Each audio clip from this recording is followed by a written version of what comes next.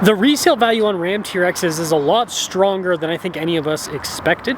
I'll include a link to the Ram here in Heber's website in the description down below. They have several of these TRXs currently available for sale.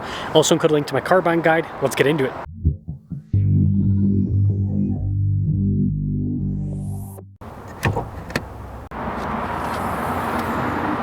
Now this right here is the first thing that's really helping out the resale value of the TRXs, and that's the Hellcat powertrain.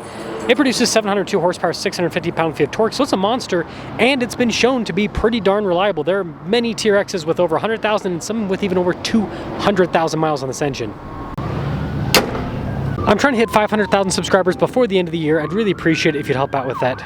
Now the hood of the TRX will always be iconic with the markers there in the center and then just the hood vents overall. Got another marker there off to the side, but yeah, massive front end here with the giant grille, the hollow Ram logo. It's really cool looking. You also have skid plate protection and tow hooks. I don't care what any of the Ford fools say, the Ram TRX is just a better looking truck. Another thing that I think is helping out is the fact that this has fitment for very large tires, 35s from the factory. And the wide body appearance on this is always going to be iconic. You also have side steps, and look at that. Cool. This truck also has Bilstein Blackhawk shocks, which have also shown to be reliable, and the performance is fantastic. I will say the shocks and suspension definitely give the truck a really cool stance. And it also helps this is still practical. It has a truck bed with cargo tie-down points. It's got bed liner. The tailgate is very easy to lift up. We've got recovery points here on the back. So basically you get a really cool looking truck that still can do all of the truck stuff. But wait, there's more, because this also has an interior. Now look at the door panel, super nice materials, and that continues onto these seats. I mean, these are incredibly luxurious. You even have heated and cooled seat functionality back here. You've got USB ports, a full outlet, tons of space. So this is practical as a family car too. There's more up front even. Blind spot monitoring with the mirrors. The mirrors also power fold in, and you've got more nice trim on the door panel. Also memory seats. Now payload on this isn't massive, 1,060 pounds, but you know, it's a Baja truck. The front seats on this are also really nice with perforated trim down the center. They're power adjustable. And this being a 23 has the fancy pedals. They're also power adjustable. If that wasn't enough to sell you, just listen to that V8. Very fun looking steering wheel with the Ram logo front center. You got paddle shifters there on the back for the 8-speed. Being a 23, this has the digital gauge cluster, which was a nice addition. Made the kind of screen a little bit more customizable in terms of what you have displayed. This also has a heads-up display as well as a 360 camera system and just a giant infotainment system. It is vertical, which is a little bit of a downside in terms of the camera view and everything, but you know, auxiliary switches, they're right there at the bottom. You got trailer brake controls. Everything's pretty easy to use, and the screen is pretty responsive. This also has custom drive modes for both on-road and off-road use. It's got launch control. It's got a rear locking differential, advanced four-wheel drive system with a 2-speed transfer case. Phone charging pad's another feature. Got a real shifter unlike the other Rams that just have a dial. And yeah, look at this center console. It's got plenty of space. Nice trim on the console with the cool plaque. You got carbon fiber in the glove box with a TRX logo, which, struggling to focus on that. And then we do have a camera rear view mirror, panoramic sunroof, and of course the rear glass opens. You've got a little button for that.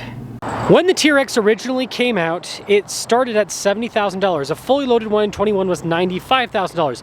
Now, the last versions of the TRX had a price tag of $125,000 for the MSRP. When it comes to the used market, it's going to depend on year and mileage, but most of the TRXs are between $70,000 to $100,000 depending on the year and the mileage, meaning they have technically depreciated some, but not nearly as much as you would think. TRX.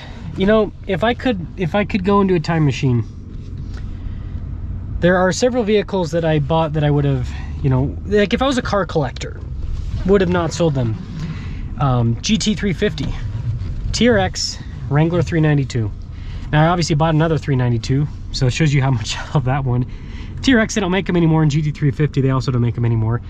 And you know, buying used ones is fine, but you know, at the same time, it's kind of hard to get YouTube clicks on used cars. But yeah, if I was a car collector, those are the three that keep and never sell. Because the TRX, although it doesn't get great fuel economy because it's a supercharged V8 with 700 horsepower and it's over 6,000 pounds, it is such a comfortable vehicle. And it's like, if you can afford the gas bill, man, is this a sweet ride.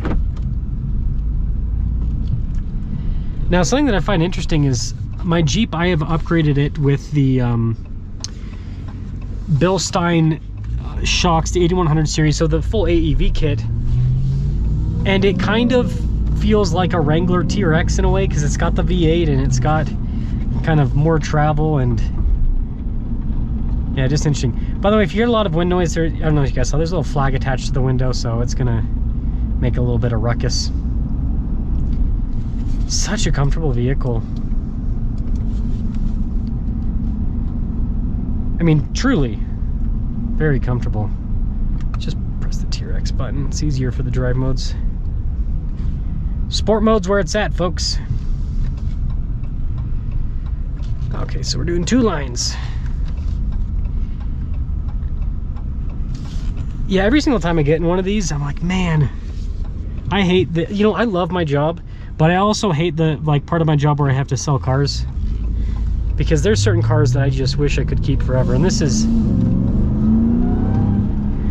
one of them. It's got so much power.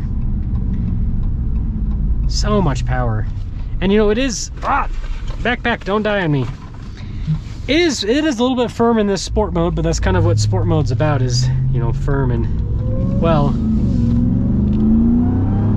the acceleration. Oh, it's crazy. It's such a crazy truck. There's so much to love about this thing.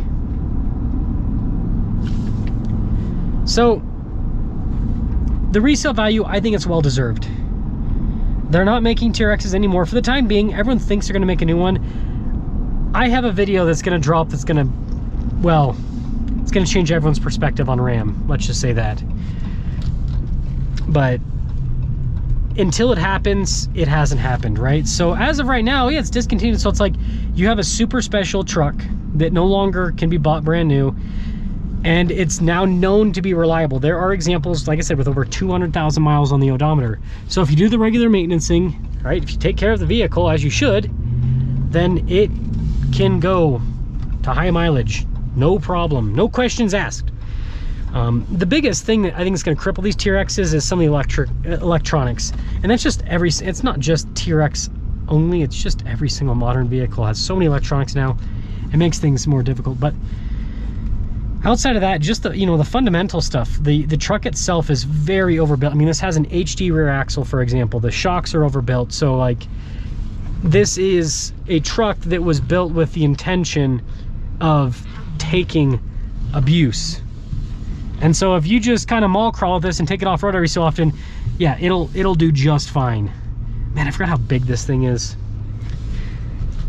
I will tell you one thing, I do not miss wide vehicles. I do not miss the Baja. I love the comfort and the handling and the stability at high speeds off-road.